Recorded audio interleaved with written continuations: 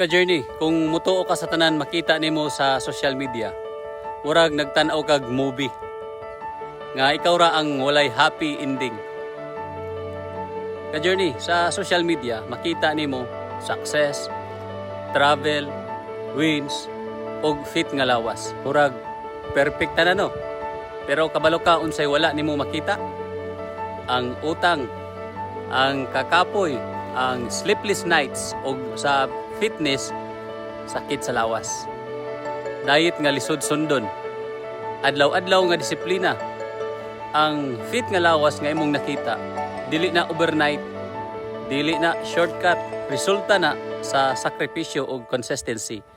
Og parehas ra sa negosyo.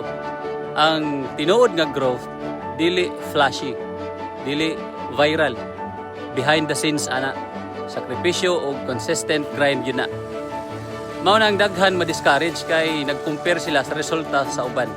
Bisag sila, nagsugod pa lang. Ka-journey, ayaw i-compare imong starting point sa finished product sa uban. Remember this. God sees your discipline. God sees your consistency.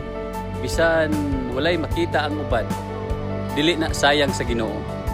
Ang lawas nga nindot tan-awon ug ang kinabuhi nga nindot tan-awon parehas ra. Yagian og sakripisyo nga wala nimo nakita. Kung nakarelate ka, comment real og i-share ni para makamatapon imong mga ka-journey friends. Push yourself.